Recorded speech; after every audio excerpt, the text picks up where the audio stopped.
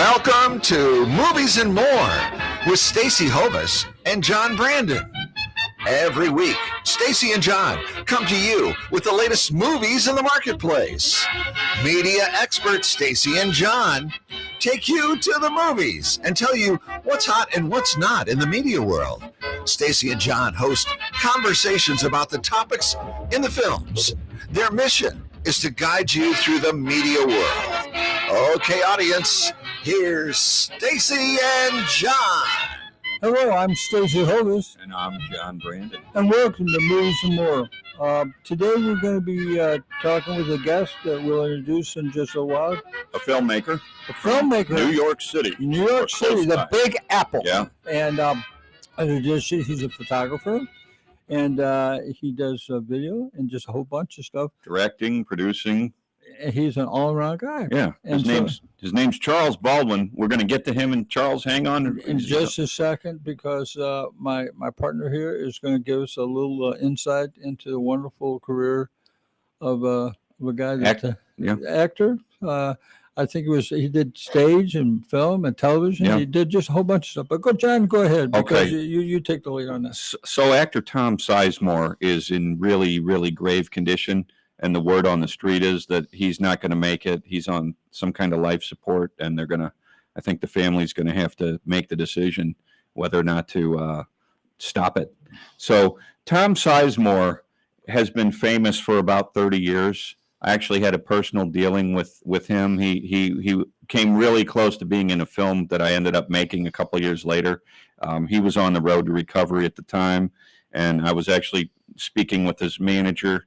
Can't remember what the manager's name was, but Tom actually read the script for Under a Blood Red Sky and was going to play one of the four main characters. And like I said, he was sort of on the road to recovery. He actually did a rehab. He did a reality show. I'm going to say it's not on his IMDb page. It's something that I'm sure he's not proud of, but I used to watch it a little bit. It was a kind of a gutsy reality show to do, because it showed him involved in heavy drug use and hanging out in swanky motels out in LA, and his career was crashing, and nobody was counting on him anymore, it seemed. And he actually was on rehab with Dr. Drew. Dr. Drew had a rehab show with celebrities. I want to say it ran about 3 seasons. Yeah. And one of the more famous people on there was the original drummer from Guns N' Roses.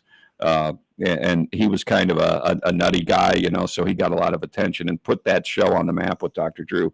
But Tom Sizemore faced his problem head on in life, and he went through the reality show of the rehab with Dr. Drew, and started to get successfully started to attempt to get his career back around late 2009, early 2010, which is when I was actually in talks with him and his manager to try to get him in my film.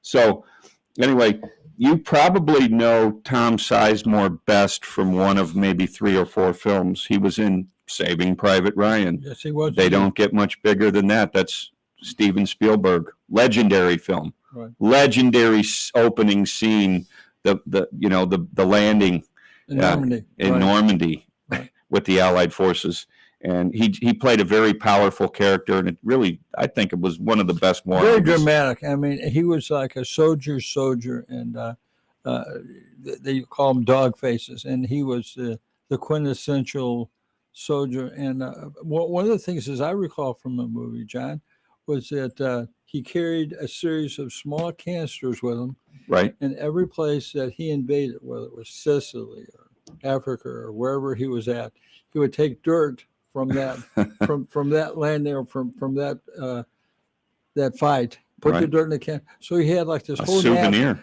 He had this whole knapsack full of things. I'm sure there's a million stories of soldiers in different wars taking little trophies and souvenirs.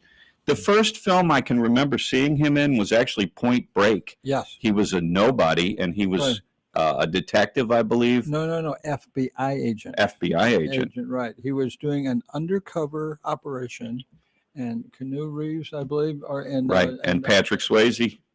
And Gary Busey. And so at any rate, Gary had, as I remember the plot. Now keep in mind, I'm an old guy and I forget stuff. Right. Okay. But as I recall, Mr. Sizemore had a undercover crew that was in this operation. As it turned out, they were at the wrong place, and they blew this guy's investigation. Right. And he really was fit to be tied. Right. That was a great scene. It was a great scene. Anyway, I just in a bedroom remember or that. something. Right. So I get kudos for remembering that. The first film that I thought he was fantastic in was Natural Born Killers. Yes. 1994, and we're going to ask Charles about this. 1994 was a fantastic year for films. You had Natural Born Killers, Forrest Gump, Right. Pulp Fiction, and I'm trying to remember, there was one other one that was huge. But Natural Born Killers really caught my attention as a filmmaker, or a wannabe filmmaker at the time, because Oliver Stone blew everybody's mind. It was like a 2-hour hallucination, Right. you know. A trip. I don't want to say, you know, but like you took some mushrooms or something. It went into a very dark subject. Okay, and to me, it was a very dark comedy. Okay, it was too dark and too depressing and too violent to label as a comedy. But we're going to get Charles' vote on that too. Absolutely. What he thinks. But a couple other things that Tom Sizemore was notable for was he was in Black Hawk Down, Yes. 2001. He was in Pearl Harbor. Mhm. He was in Crash, which won Oscar for Best Picture in Yes, 2008. I think it did. And he also, I forgot all about this, he played Pete Rose in the film called Hustle. Right. And that changed my opinion of who Pete Rose really is. Well, it gave the kind of the other side of his The ugly side. the ugly side of If that- gaming addiction, and that's Yeah. unfortunately you had this super Charlie Hustle, Mr. Baseball, just a guy with an incredible chutzpah with baseball, and then he blew it because he didn't have control of this addiction. That was such a And shame. he kind of ruined another guy's life, the did. guy that was placing the bets for him. Yeah. If the film is completely true and accurate, I think it was Pete Rose is not Right. somebody that I have a lot of respect for right. Well, because of that story. the first rule in So- Major League Baseball: you never gamble. It And took- he broke the cardinal rule. And it took guts for Tom Sizemore to Indeed. play a guy like that Yes, it did. and show what he really Well, he believed the guy dramatized was it, all and about. he was just so good. And we'll just say this: Tom had a career that spanned how many films did you say, Jack? Okay, about 250 films and TV shows. So that means that guy never took a vacation or took his kids anyplace. He was constantly working, But and his body of work, as you said, pretty much speaks for itself. I mean, And I talked about Oliver Stone there just a second in 1994, Natural Born Killers, but he had previously worked with Oliver Stone yes, on Born on the 4th of July in 1989. I believe that won an Oscar for Best Picture too. I'm pretty sure I believe it did. Yeah. Tom Cruise, Oliver Stone teaming up.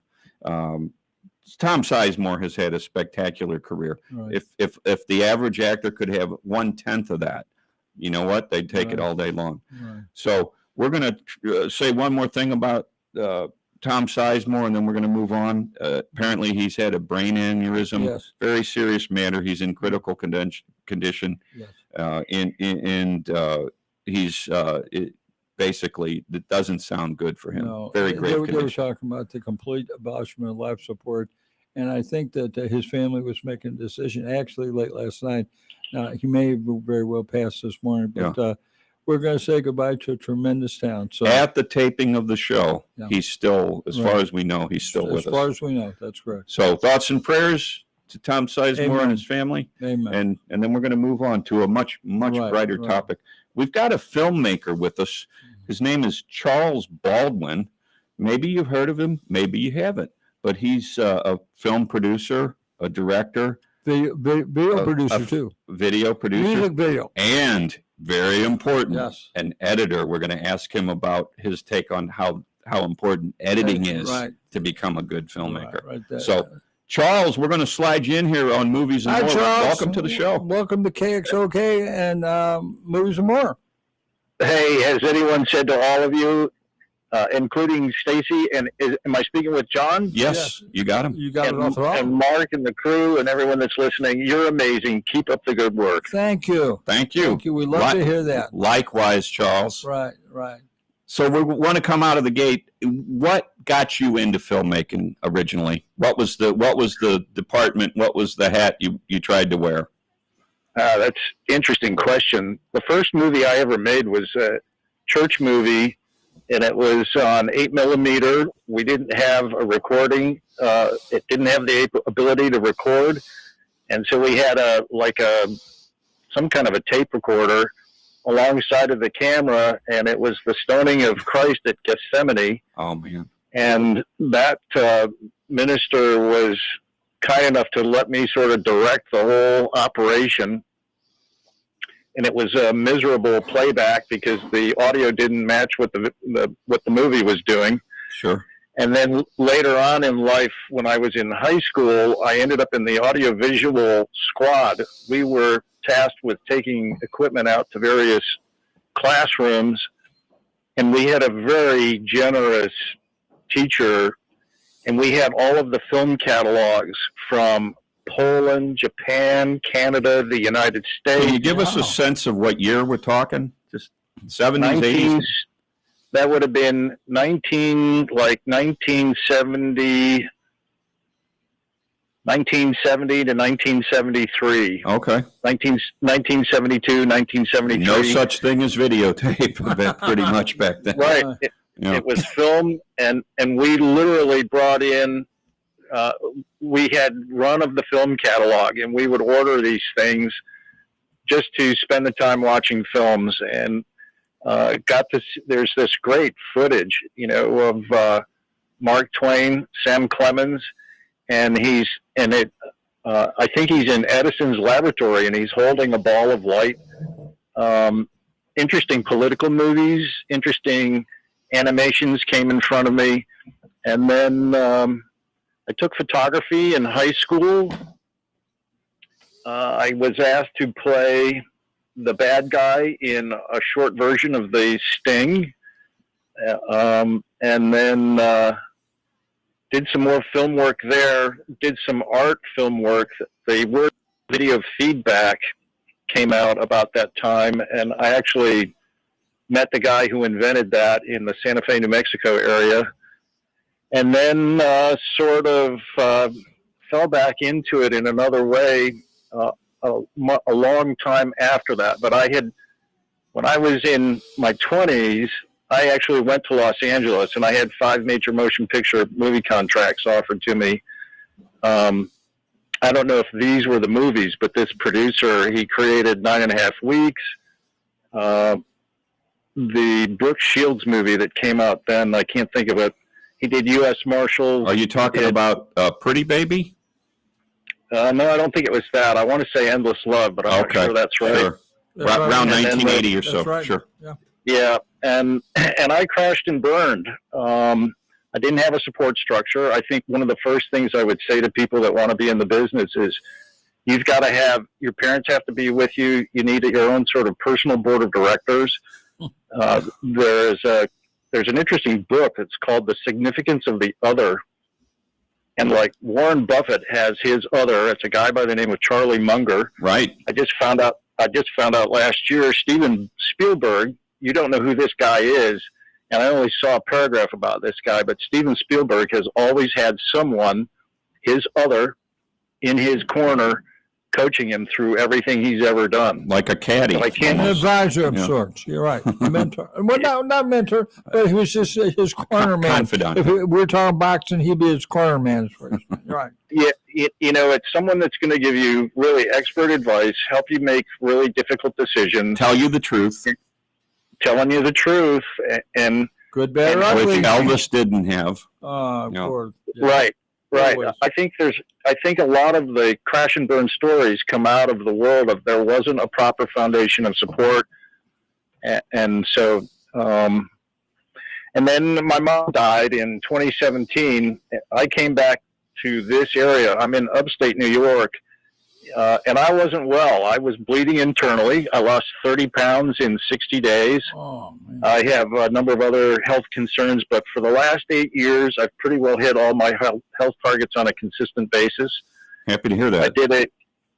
Thanks. And and I'm sort of coming back to it with a whole new mindset. I've been doing a lot of research, and have been doing a lot of investigation into how to make the step into the bigger realm of like New York or New Jersey or Atlanta or Chicago or San Francisco or LA, should the opportunity present itself. Yeah. When you think of St. Louis, we're trying to change this, by the way. That's kind of one of the points of the show. When you think of St. Louis, do you think anybody could possibly make a film in St. Louis, like a credible film? So Judd Nelson did one there, didn't he? He did one about, there was some movie about, there's an old Lon Chaney movie about him doing, he was an electrified man. And as I recall, Judd Nelson did one in St. Louis that was along the same lines. We actually did a show just 2 or 3 weeks ago about the biggest films that were ever made in St. Louis. And one of them was a Steve McQueen movie from the late 50s. The Great Bank Robbery. The Great Bank Heist or Robbery. Great Bank Robbery. Do you remember that film, Charles? I've seen it. And, it's an amazing comparison from what he played. I mean, he was really a sniveling weasel in the one scene where he's crying. And and everything's fallen apart in the bank robbery, and then you see him like in the Thomas Crown Affair, and giving a really interesting performance. And some of that was shot here locally. Yeah. That was 68, I believe. Yeah, right. And and then there's Bullet, and what an amazing movie that was, and the 427 greatest car chase ever in a film, in my opinion. Yep, the Shelby Mustang. Yeah, that was a great shame. Well, you're talking about St. Louis, the Great Bank Robbery. Steve McQueen, I don't want to say that was one of his breakout roles, but he wasn't real well known. But I tell you what, there are a lot of people that apparently had seen that, and that really helped. And I said this on the show a couple of weeks ago. That was sandwiched in between The Blob and The Magnificent Seven. Which, man. Well, that was quite a body of work for a young man. I mean, he was working. What can you say? He got a paycheck. Yeah. You talking to me? I want to see you say that to Steve McQueen first. He played what'd you say? A sniveling weasel, wimp? I can think of a lot of adjectives to describe Steve McQueen, but somehow the coolest man in America in the 1960s. That sniveling kid thing doesn't quite generate. But you know what? Obviously he had to be in character for that. So sure. What was the biggest film that inspired you? That said to you, Charles? That said I need to make films. Is there anything that jumps out at you that you saw that just blew your mind and inspired you? The first movie that I can remember going with a buddy of mine to the local Fox Theater, and we saw Thunderball. Oh. And that has sort of replayed itself in the Marvel comic universe as Aquaman. Sure. You were a kid. Yeah. And yeah, definitely. And I it's kind of an oddball kind of thing. Mom, when I was about 18 years old, she said, I want you to go to San Francisco, live with your brother, and be a model. And that whole world is where I ended up being the executive producers that offered me these 5 movie contracts. What was your role in the 5 films? I mean, what are you going to do? He offered them. I didn't follow through. I didn't think what was going on was on the up and up, and I backed out of it. And part of it was because I didn't have the knowledge and I didn't have the support. But you gained a hell of a lot of experience, though, didn't you? Yeah. I know a lot about how the business really works and how these opportunities come on what might seem like a fly-by-night opportunity. And the thing that I think is really important is you want to continue the conversation. You want to continue the rapport, continue networking. And it may be that, this show, you guys are going to be broadcasting this on a number of stations. Yes. Someone will pick up the phone and say, you know what, Baldwin, it sounds like you're the guy for this opportunity. You never know. And, we're going to make it happen for you. And we all get smarter as we go along. We turn stuff down that we should have taken.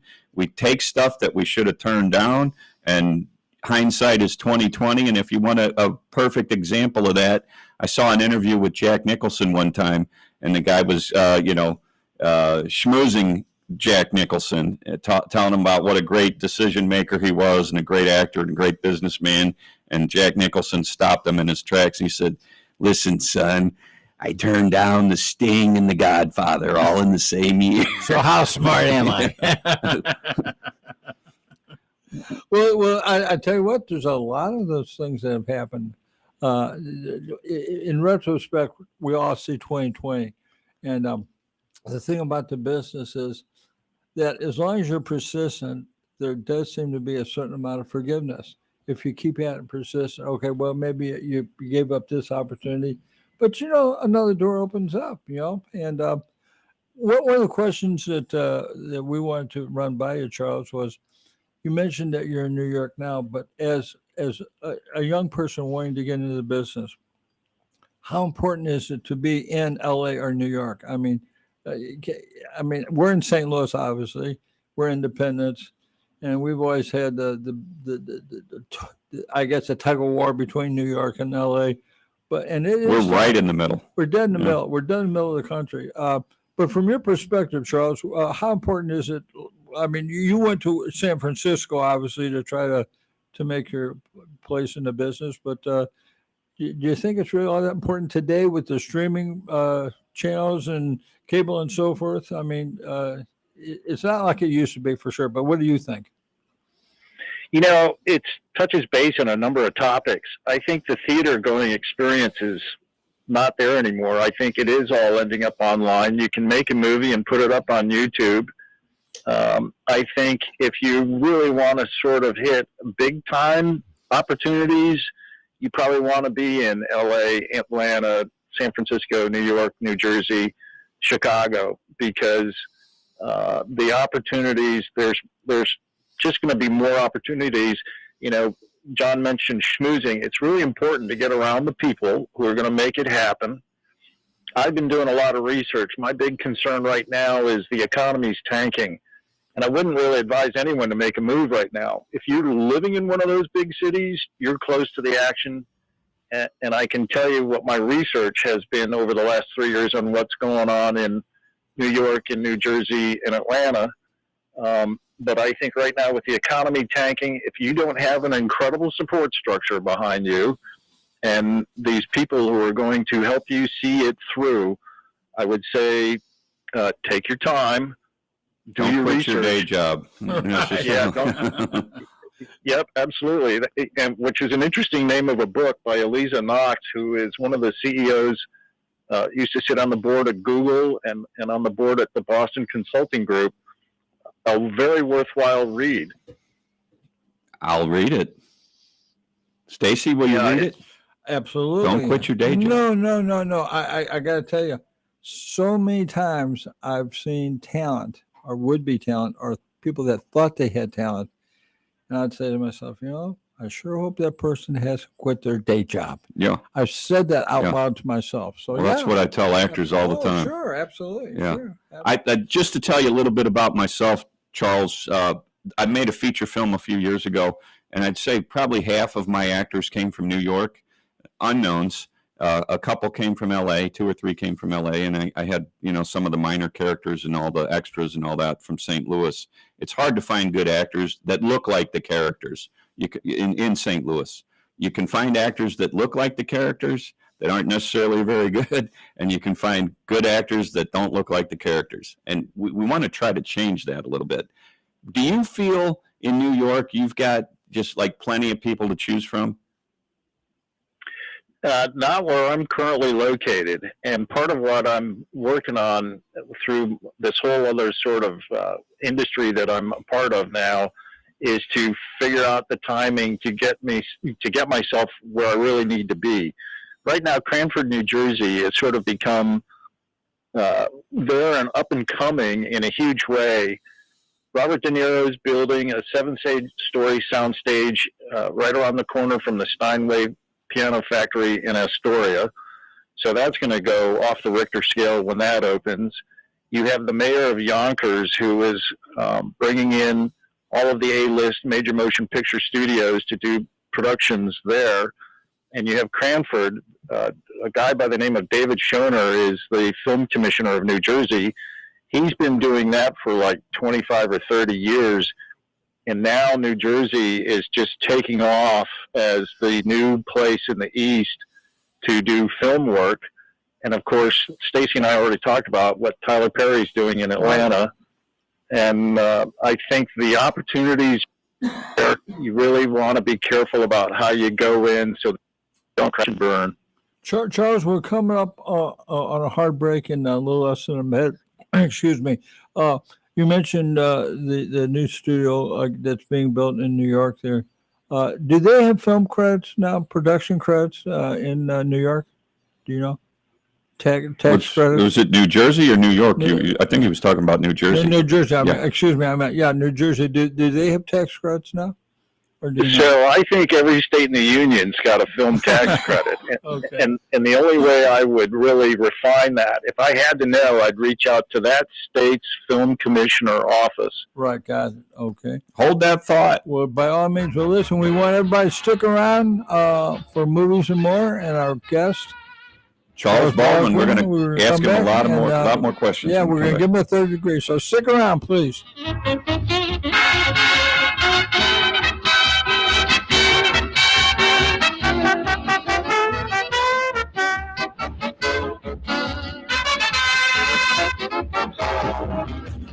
If you're looking for a new, informative health and lifestyle show to gain knowledge and inspiration to help guide your journey to think, work, and live more powerfully, then you need to listen to Sage Advice with Melissa. It's live each Thursday from 10 to 11. Now, whether you're trying to improve your life from a mental, physical, or spiritual journey, Sage Advice with Melissa Coleman, CEO of Sage Skincare, delivers weekly advice from industry experts to provide you with insightful suggestions to allow you to thrive with a better quality of life. Melissa's mission? To guide you through the uncharted waters of health and wellness and to give you a voice to help improve your life. So be sure to tune in to Melissa on KWRH 92.9 FM every Thursday at 10 a.m. Have you always wanted to write your own book but don't know where to start? Publishing Concepts, a publishing company located right here in St. Louis, offers everything from consulting, book printing, copyrights, ISBNs and barcodes, print book layout, ebook and iBook layout, graphic design, cover design, ghostwriting, typing and editing, distribution, marketing, and more for an affordable price. Visit publishingconceptsllc.com or just Google Publishing Concepts to get started today, or call 314-781-8880. That's 314-781-8880. Publishing Concepts. We help you sell more books. Hey, listeners, saying thanks to your customers is nice and polite, but expressing your gratitude in memorable and ongoing ways can boost your business. At Promo Experts LLC, we exceed our customers' expectations. For over 20 years, our product knowledge and experience has helped them with their marketing initiatives and trade show graphics. We are happy to put that experience to work for you. Quality products, great customer service, and prices are our #1 priority. We work with you to find unique, creative, and new ideas that fit your image and expectations, helping you build strong relationships with your customers. When you select Promo Experts as your marketing partner, we help you to see more than the big picture. For more information about this exciting opportunity, contact Diane Carson, President, at 636-458-5241. That's 636-458-5241. Let Promo Experts help you to move your business brand beyond the bland. In today's economy, there are more people looking to buy and sell businesses than ever before. When a company owner needs to sell their business, they can't just stick a for sale sign in the window. They need the assistance of a business broker to locate and vet potential buyers. On the other side, buyers rely on the broker to help facilitate the process of evaluating potential businesses and franchises for sale. A Transworld Business Advisor is the solution for both scenarios. Transworld Business Advisors focus on 3 core concepts: business brokerage, franchise consulting, and franchise development. Transworld has specialized in the sale of business and commercial real estate. Today, Transworld Business Advisors is a global network of brokers offering a turnkey solution for those that want to build a solid business and future for themselves while maintaining a balanced quality of life. With our comprehensive training program, full marketing support, and local field support, you won't have to start from scratch. Our trained experts and members will help you every step of the way. Transworld Business Advisors has 40 plus years of experience, 10,000 plus businesses sold, and 600 plus brokers, 250 offices worldwide. For a free initial consultation, call Charlie Scarlett, business broker, or Billy Rowland, business broker, at 636-400-6100. Again, that's Charlie Scarlett, business broker, or Billy Rowland, business broker, at 636-400-6100.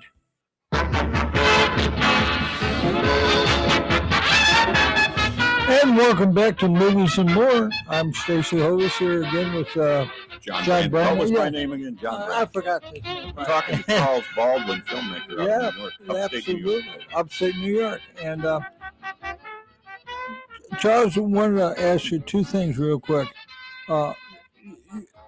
You're obviously, I want to make sure I say the title right. You're a videographer. Is that correct?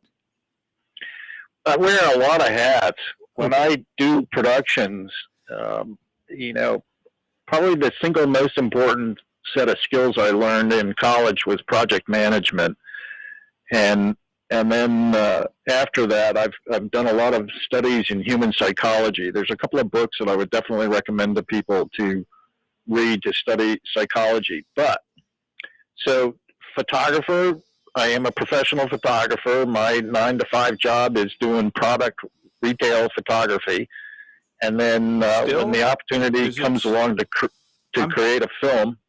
I'm sorry, Charles. Is it still photography or videography that you mostly do? Well, and so the hope was originally when I came back here to keep doing videography. But I live in all of these worlds on purpose because there aren't a lot of projects in this part of the world. So when there's an opportunity, I pick up a different hat, put it on, and go do it. Gotcha. What's your favorite thing to do as a filmmaker?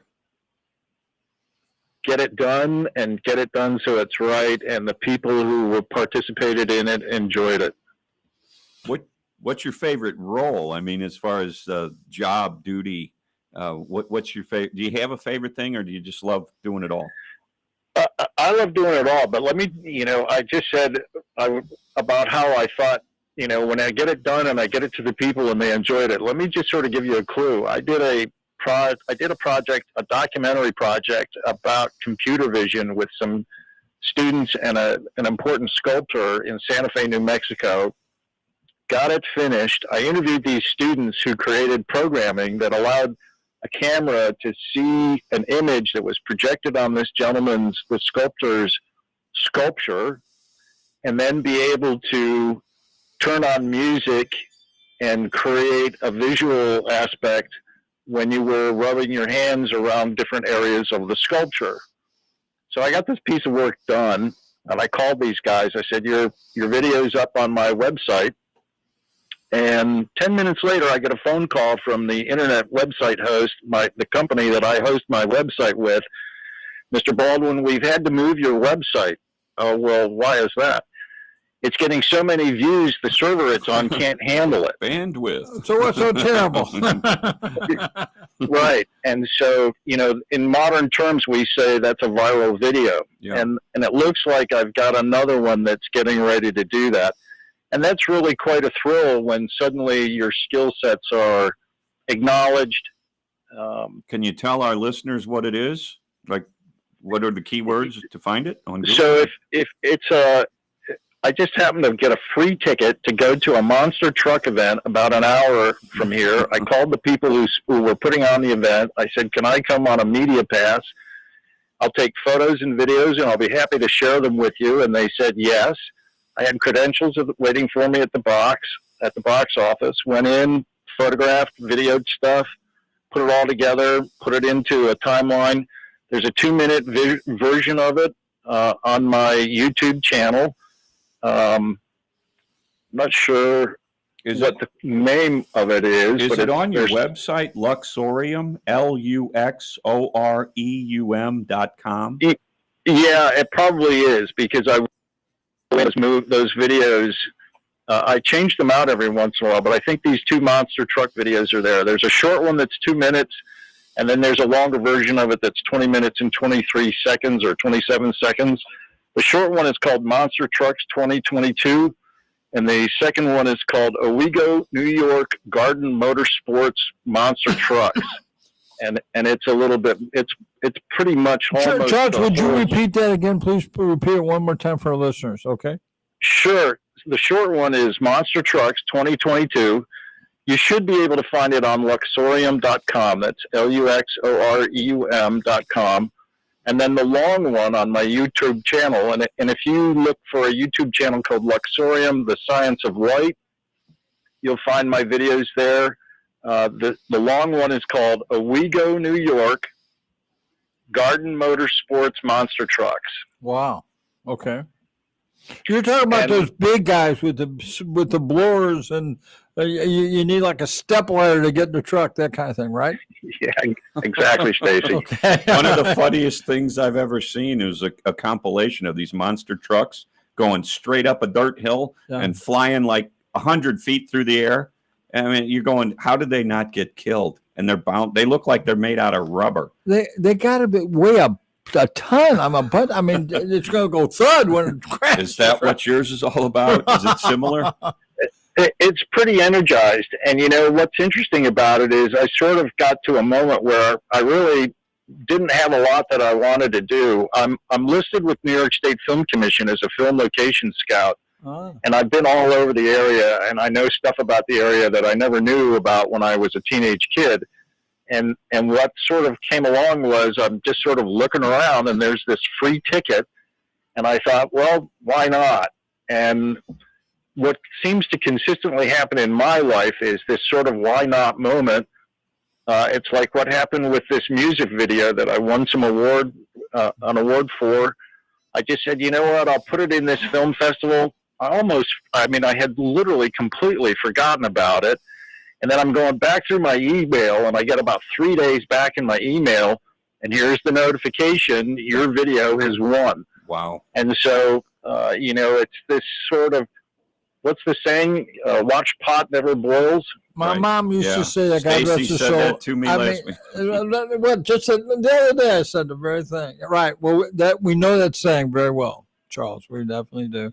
I was raised with that, and patience is a virtue, I guess, would parallel that. But my mom said that, God rest her soul. I can't tell you how many times I'd say, Mom, son, a watch pot never boils. A watched phone never rings. Never. Never. No, it doesn't. Yeah. You're absolutely right. It's funny how that works. I mean, it's so true. Right. Charles, I want to ask you a little bit about it, if it's okay, the editing aspect. And I'll set this up by saying that one of the greatest directors of the mid-20th century was Elia Kazan. That's in my humble opinion. He directed On the Waterfront and some other stuff.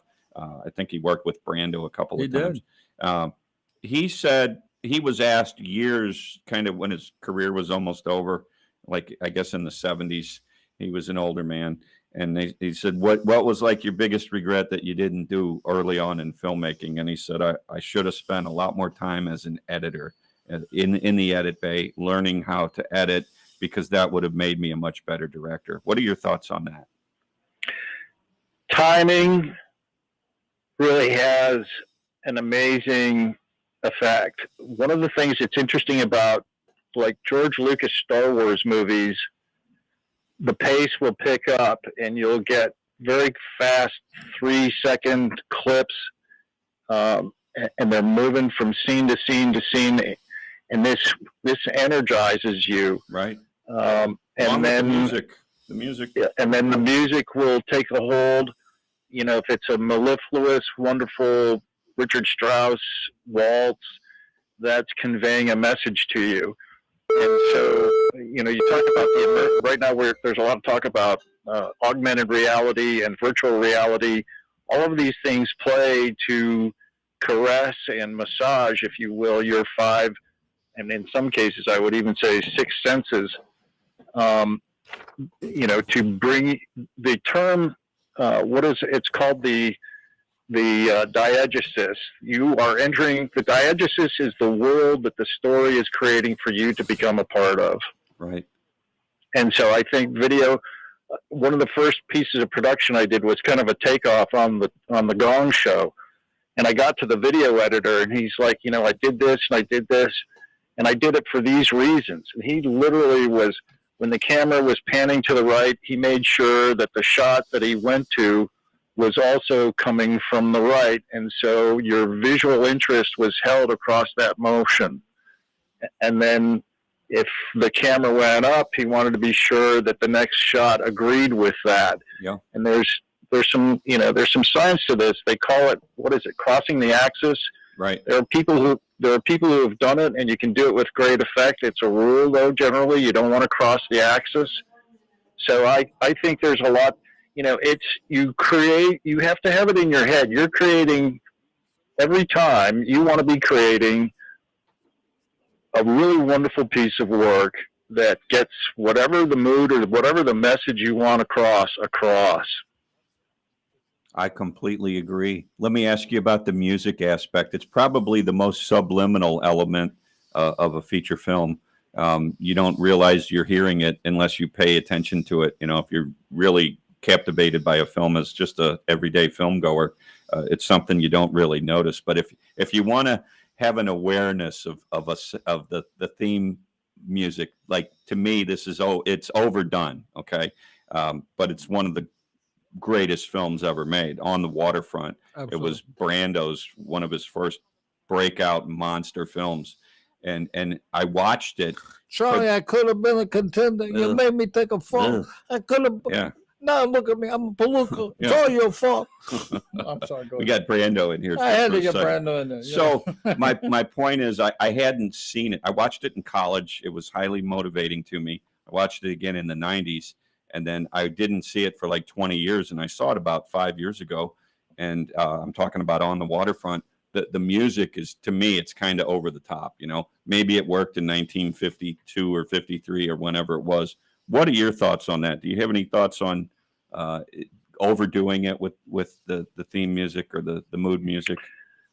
I think music and visual image are meant for each other, and you want to play to it as much as you possibly can. Now, you touch on an interesting thing when you say maybe it was the timing.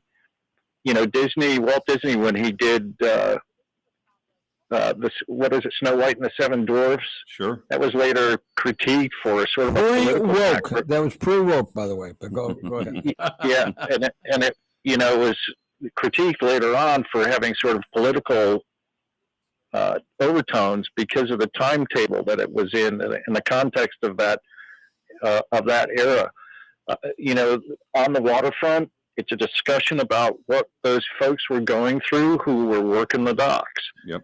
And I think you have to make choices, and it may be that somebody in the production lineup said, if you use this piece of music, it's got this value because there's this social context, and these people who are going to come to the theater are going to relate to it. I think the music tended to build and get more and more dramatic as to coincide with the seriousness of the story, the development of the story, and the climax of the story. Just a reminder, everybody, we're listening to KXOK 102.9 FM, St. Louis. Movies and More with John and Stacy. Absolutely. And our special guest today, Charles Baldwin, upstate New York filmmaker. He's got some great insight. I tell you, you guys are amazing. Well, you are too, brother. Absolutely, for sure. One of the things, of course, we're always talking about is how to develop a good story, a good screenplay. Now, do people send you screenplays, or do you solicit them, or do they just, how does that process come about when you're looking at other people's content?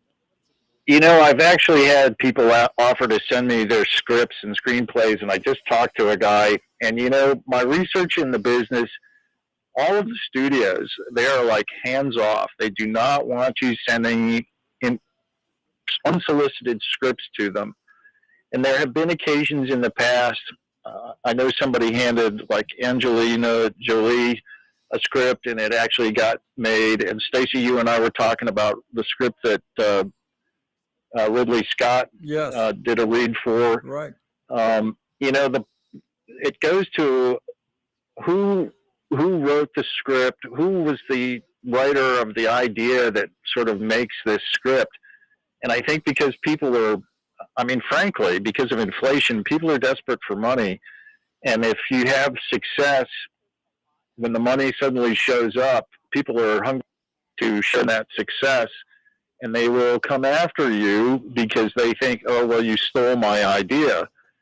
And part of my thinking about all of this, which is, I mean, I'm following what the group rule is. The group rule is, please don't send me anything that is unsolicited. Very true. Very, very true. And we get this a lot. And I'll just say this. When I first started getting some success in introducing screenplays and television concepts, sitcoms, so forth, even if you called and just began a conversation, they kept a log of the date, the time, the people who were involved, the content, and so forth. And if necessary, they could go back 3, 4, 5 years, and that pitch, if you will, would have been recorded, documented, absolutely, but documentation. And what you're talking about is that there's an absolute liability that they do not want to incur as a studio or production company, unwittingly. They would love, I guess, to hear make concepts or be pitched movies or what have you. But the problem is that, I'll give you a classic example. Here, about 10 years ago, there was a lawsuit here in the Eastern District, Federal District, St. Louis, and I believe it was over the film Tornado. And there was a local writer that had presumably pitched that kind of concept to the production company or someone connected with it, one of the studios out there. Well, eventually they did a movie called Tornado.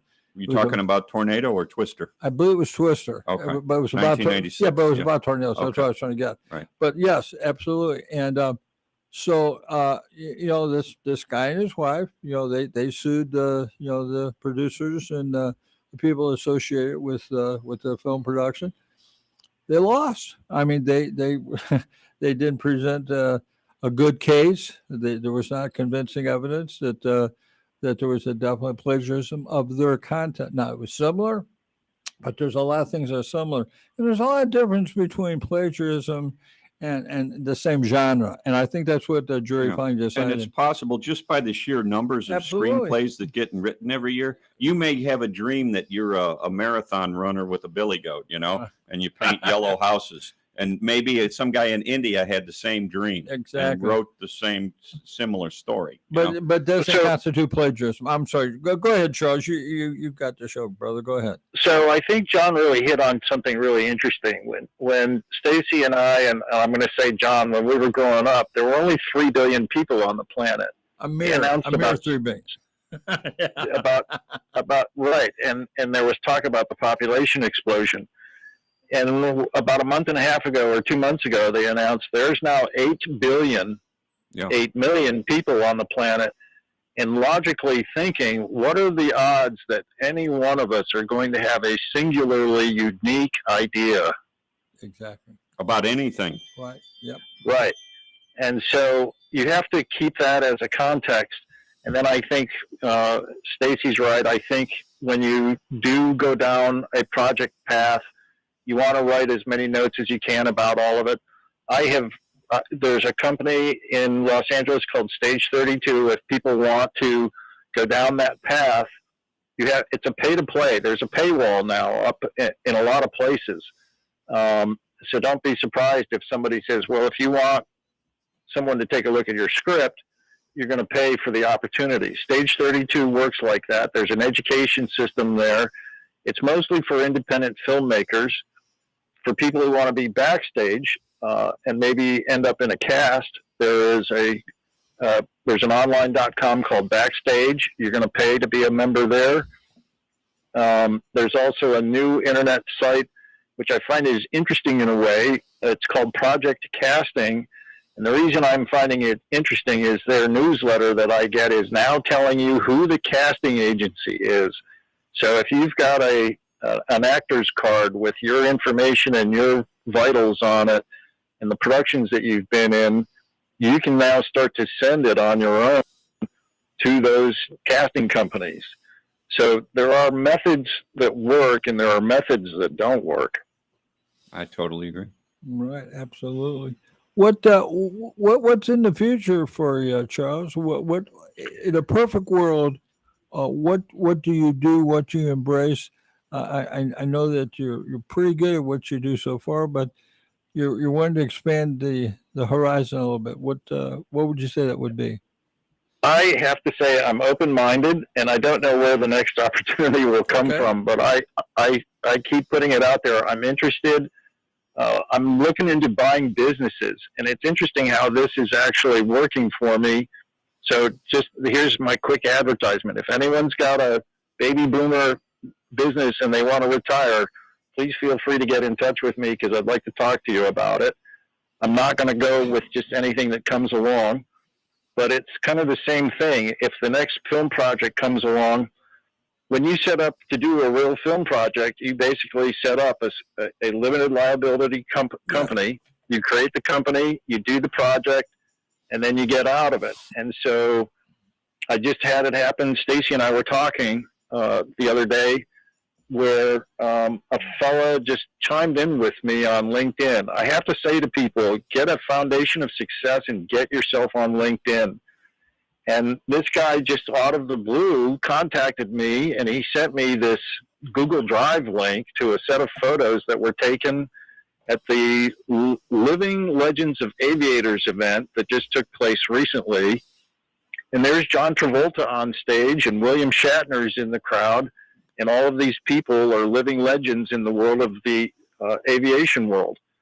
And I said, of course, I'd love to help you produce this other event. He said, I'd like to do the Living Legends of Technology. And so, it's all I can say is walk through as many doors as you get the opportunity to walk through, because you raise the odds of having a successful opportunity come to you as a result of being open and willing to listen and seeing if it's the right thing for you to do.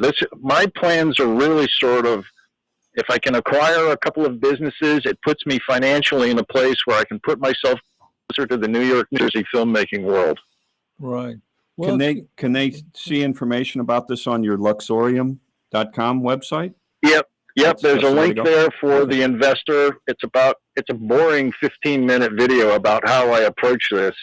It's not nearly as interesting as the Monster Trucks video, but it does give you the gist of where I'm coming from, and I'd love to be in a position to talk to people about that kind of thing as well as this business. I think there's a lot to this business. I've done a lot of research in the last 17 years, and there are things that I can bring you up to speed on that I think are important. Charles, I tell you what, why don't we real quick, if you have a phone number as well as an email address to accompany the website, I think that would help.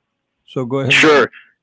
So it's area code 607, and then the number is 438-2905.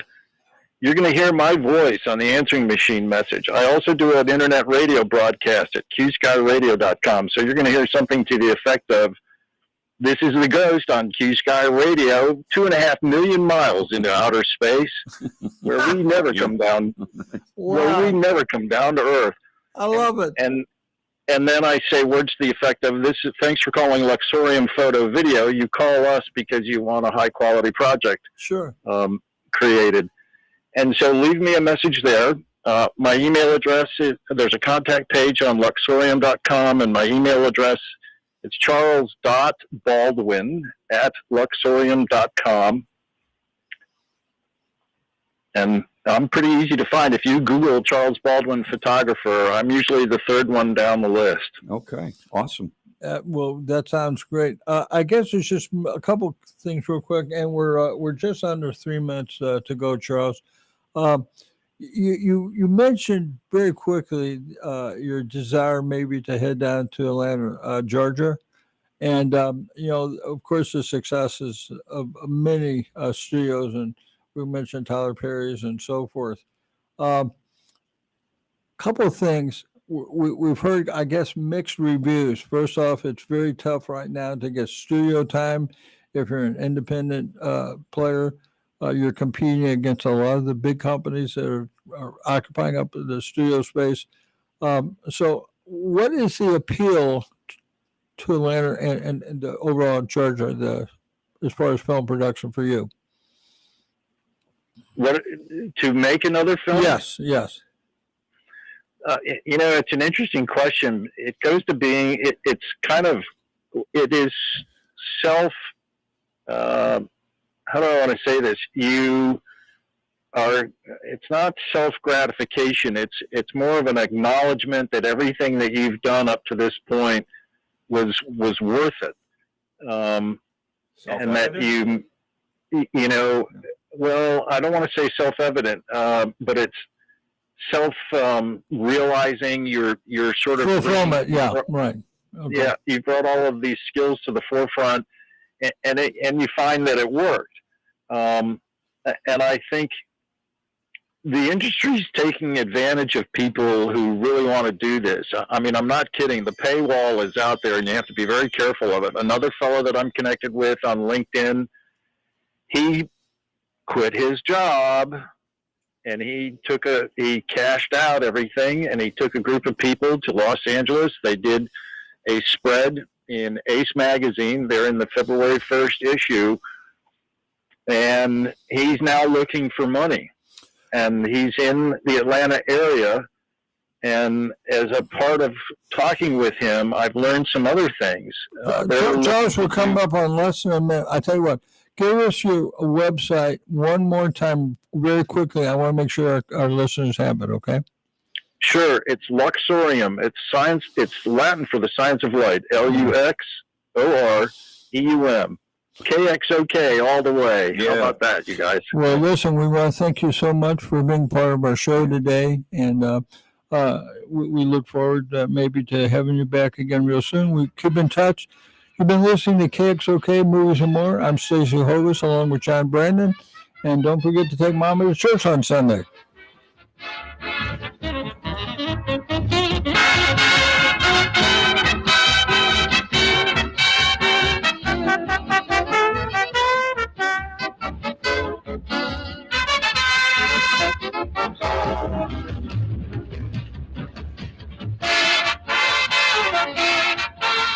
Thank you.